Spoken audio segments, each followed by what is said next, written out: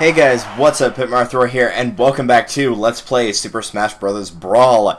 In the last episode, we had boss battles on Intense with the Evil King Ganondorf. So now we are moving on to the Ice Climbers, which, as much as I pick on them in both this game and in Smash Melee, compared to Ganon, we pretty much had nowhere to go but up. And the Ice Climbers are definitely one of the better characters for boss battles, believe it or not. As you can tell, you are controlling two characters to an extent. There is a way to kind of control them separately, but for the most part, they work about the same. For those of you that have not played the old Ice Climber game, these two characters are named Nana and Popo. Popo being the one that you can see in the blue, and Nana being the pink one behind him. But they function relatively the same. Right here, I'm just showing off their specials and their, you know, side special, down special, up special, standard special, etc. But with these guys, when it comes to attacks, they're pretty fast overall. And the nice thing is, whenever they do attacks, like their smash attacks, they're actually hitting twice.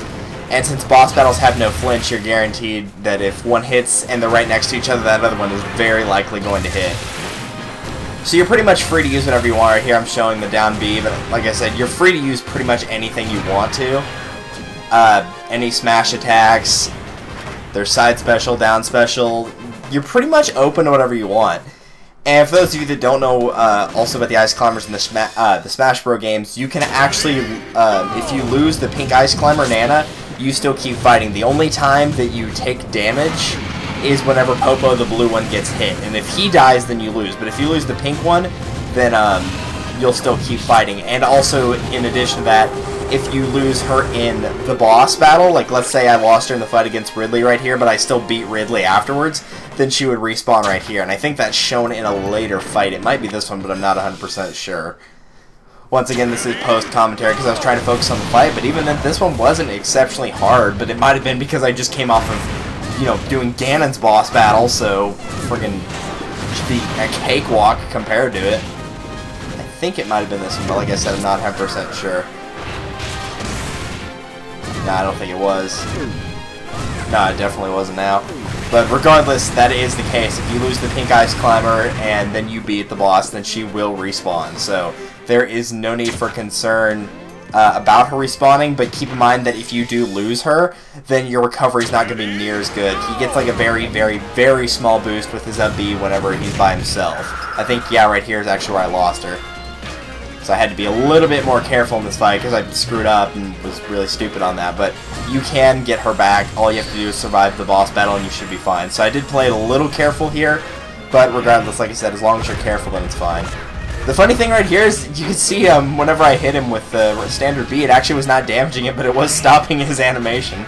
So it's kind of funny because, you know, usually whenever he's doing that attack, if he gets there, I just kind of leave him alone. Since I play as Marth, he has no projectile, so I'm not going to mess with that.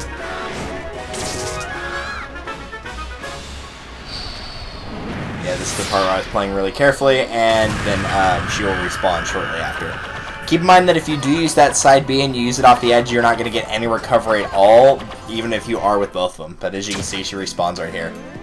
I was actually kind of nervous about that too. I was like, I don't know if she respawns or not. I've never played a boss battle where I lost her because I never played it on Intense with the Ice Climbers, but they did fine.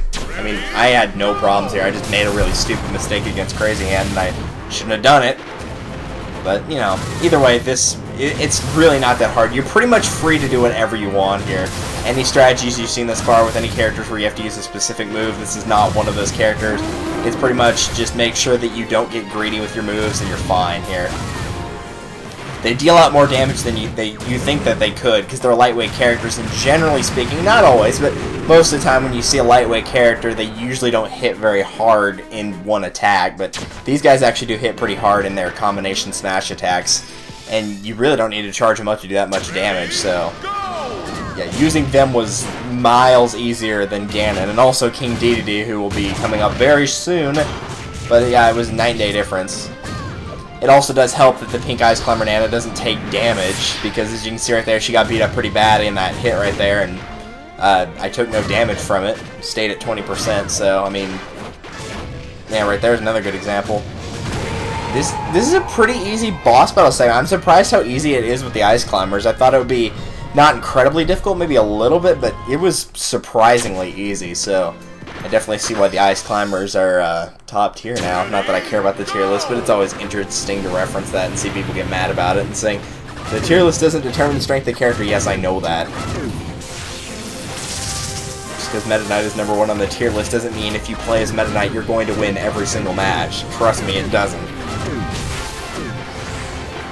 And I really don't care about the tier list. It's just fun watching people get mad about something so silly. Like, it's just a video game. Just enjoy it, man. Oh yeah, I forgot I lost her in the Porky fight too. Yes, there's another example.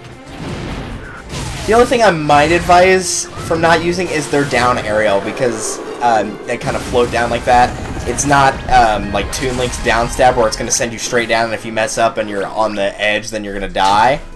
But at the same time, it's just not a move I would use, because it does do a lot of damage, and it does leave you somewhat susceptible if you don't, you know, if you don't hit your target, then it will leave you susceptible. It takes time to get out of the animation for it, that's all.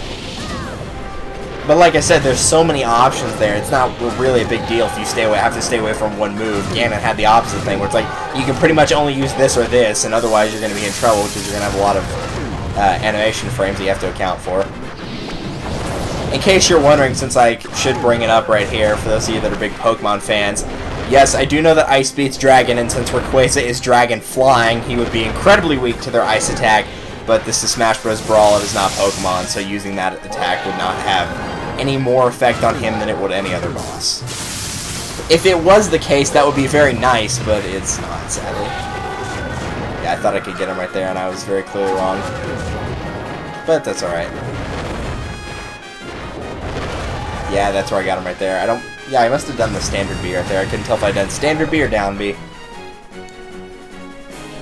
But yeah, I actually kind of appreciate the Ice Climbers a little bit more after boss battles. They're still not going to be my character personally. I'll always be sticking with Marth in Smash Brawl. But, you know, they did really well, I think, personally. So, it's actually quite nice to play as them. As you can see, they can rack up a lot of damage very quickly. Really, the only spot that you might be in a pinch situation is if you lost Nana, or the Pink Ice Climber, whatever you want to call her. Her official name's Nana, but most people just know them as the Pink Ice Climber and the Blue Ice Climber. But even then, if you swapped out costumes, then that would be a moot point. I mean, there's little things like that where she can get hit, and if you ever ask me how to kind of direct that, like, of the other Ice Climber, where you can kind of, you know, maneuver them both at the same time, I have no idea. And it didn't really matter for this boss battle, because, in all honesty, they were probably better off sticking together, because since there's no knockback, there's no point in isolating the two when you could just group them together and get the same result damage-wise. So there was really no point to them splitting up at all, unless, I guess for Taboo, you could argue if they teleported to one side of the stage, you could hit them, and if they teleported to the other, you could still get them. But, it just doesn't make any real sense to do that, so I kept them together, and that was perfectly fine. And that is that. Wow! Incredible! So, thank you guys for watching. This has been Pitmarthrow with Smash Bros. Brawl. And we'll see you guys next time for King Dedede, who actually might have been worse than Ganon. Who knows? See you next time.